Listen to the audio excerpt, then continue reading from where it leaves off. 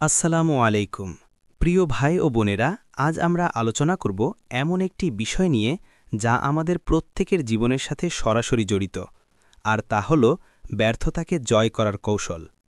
জীবন মানেই শুধু সাফল্য নয়। জীবনে যেমন আনন্দ আছে, তেমনি আছে ব্যর্থতা, কষ্ট আর পরীক্ষা। অনেকেই ব্যর্থতাকে জীবনের সমাপ্তি ভেবে নেয়, কিন্তু সত্য হল ব্যর্থতা আসলে জীবনের একটি গুরুত্বপূর্ণ অধ্যায়। এটি আমাদের শেখায়, আমাদের গড়ে তোলে, আমাদের সাফল্যের জন্য প্রস্তুত করে। আজকের এই বক্তব্যে আমরা বিস্তারিতভাবে জানব ব্যর্থতাকে কিভাবে গ্রহণ করতে হবে, কিভাবে এর মধ্য থেকে শিক্ষা নিতে হবে এবং কিভাবে এটিকে জয়ের সিঁড়িতে রূপান্তর করতে হবে। প্রিয় ভাই ও বোনেরা, প্রথমেই আমাদের মানতে হবে ব্যর্থতা জীবনের স্বাভাবিক অংশ। পৃথিবীতে কোনো মানুষ নেই যে কখনো ব্যর্থ হয়নি। পরীক্ষায়, ব্যবসায়, পরিবারে কিংবা জীবনের অন্য যে কোনো ক্ষেত্রে ব্যর্থতা আসতে পারে।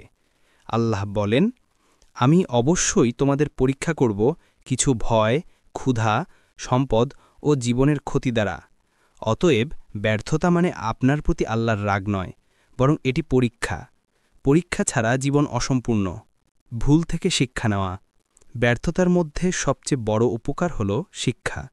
আপনি যদি কোথাও হেরে যান, তবে বুঝতে পারবেন কোনো দুর্বলতা ছিল। যেমন কেউ যদি পড়াশোনায় ফেল করে, সে বুঝতে পারে আরও ভালোভাবে প্রস্তুতি নিতে হবে। যদি ব্যবসায় ক্ষতি হয়, তবে বোঝা যায় পরিকল্পনায় ঘাটতি ছিল।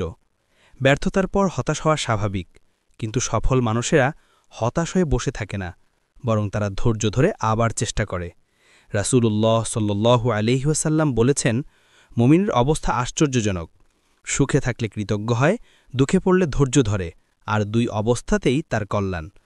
অতএব ধৈর্যই ব্যর্থতাকে জয়ে রূপান্তর করার মূল চাবিকাঠি। লক্ষ্য ও দিক স্পষ্ট রাখা। অনেক মানুষ ব্যর্থ হয় কারণ তাদের লক্ষ্য স্পষ্ট নয়। যদি লক্ষ্য অস্পষ্ট হয়, তবে প্রচেষ্টা ছড়িয়ে যায়। তাই সাফল্যের জন্য স্পষ্ট ও নির্দিষ্ট লক্ষ্য দরকার। যেমন, আমি আগামী বছরে আমার পড়াশোনায় ভালো ফল করব, অথবা আমি ৩ বছরের মধ্যে আমার ব্যবসা দাঁড় করাব। সঠিক পরিকল্পনা তৈরি করা। লক্ষ্যর পরের ধাপ হল পরিকল্পনা। যে মানুষ পরিকল্পনা ছাড়া কাজ করে, সে ব্যর্থ হয়। যেমন কৃষক যদি সময়মতো বীজ, পানি, সার ব্যবহার না করে, তবে ফসল নষ্ট হবে। তেমনি জীবনের প্রতিটি কাজ পরিকল্পনা ছাড়া করলে ব্যর্থতা আসবেই। ব্যর্থতার পর অনেকে অন্যকে দোষারোপ করে, কিন্তু প্রকৃত বুদ্ধিমান মানুষ নিজের ভুল স্বীকার করে। কোনো ছাত্র যদি ফেল করে আর বলে, প্রশ্ন কঠিন ছিল, তাহলে সে একই ভুল করবে। কিন্তু যদি বলে, আমি যথেষ্ট পড়িনি, তাহলে পরের বার সে সফল হবে। ব্যর্থতার পর আত্মবিশ্বাস হারানোই সবচেয়ে বড় বিপদ। মানুষ ভাবে, আমি আর পারব না। কিন্তু আল্লাহ বলেন, আল্লাহ কাউকে তার সাধ্যের বাইরে দায়িত্ব দেন না।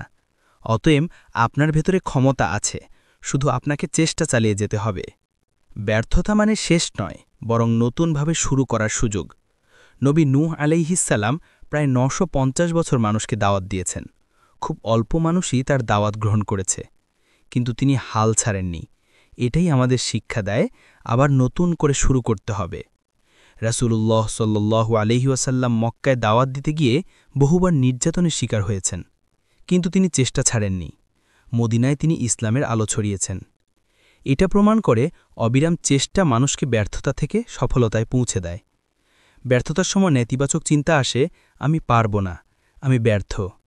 কিন্তু ইতিবাচক চিন্তা বলবে, আজ না হলেও কাল হবে।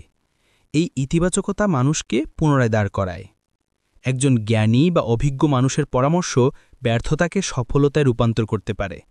যেমন ব্যবসায় ব্যর্থ হলে কোনো অভিজ্ঞ ব্যবসায়ীর কাছ থেকে শিখতে হবে, পড়াশোনায় সমস্যা হলে শিক্ষকের সহায়তা নিতে হবে। ভালো অভ্যাস গড়ে তোলা। খারাপ অভ্যাস ব্যর্থতার প্রধান কারণ। যেমন আলস্য, সময় নষ্ট করা, কাজ ফেলে রাখা, এগুলো না বদলালে বারবার ব্যর্থ হতে হবে। সফলতার জন্য অভ্যাস পরিবর্তন করা জরুরি। সময়ানুবর্তিতা, অধ্যবসায়, শৃঙ্খলা এবং নিয়মিত ইবাদত। বড় সাফল্য পেতে হলে আগে ছোট ছোট সাফল্য অর্জন করতে হবে। যেমন হাফিজ হওয়ার স্বপ্ন পূরণ করতে প্রতিদিন অল্প অল্প আয়াত মুখস্থ করতে হয়। ছোট সাফল্য আত্মবিশ্বাস বাড়ায় এবং বড় লক্ষ্য পূরণ সহজ করে। প্রিয় ভাই ও বোনেরা, আমরা যতই চেষ্টা করি না কেন, সফলতা শেষ পর্যন্ত আল্লাহর হাতে। আল্লাহ বলেন, হয়তো তোমরা কোনো কিছু অপছন্দ করো, অথচ তাতে তোমাদের জন্য মঙ্গল রয়েছে। অতএব ব্যর্থতায় ভেঙে না পড়ে আল্লাহর উপর ভরসা রাখতে হবে। শেষ পর্যন্ত মনে রাখতে হবে, ব্যর্থতা আমাদের ভাঙার জন্য নয়, গড়ার জন্য। যদি ব্যর্থতাকে ভয় পাই তবে থেমে যাব, কিন্তু যদি এটিকে অনুপ্রেরণা বানাই তবে আমরা আরও শক্তিশালী হয়ে উঠব এবং একদিন সফল হব। প্রিয় ভাই ও বোনেরা, ব্যর্থতা মানে শেষ নয়, বরং সফলতার সূচনা। যে ব্যর্থতাকে শিক্ষা হিসাবে নেয় সেই জীবনে বিজয়ী হয়। আল্লাহ আমাদের সবাইকে ব্যর্থতার কাছে হার না মানার তৌফিক দান করুন। আমিন।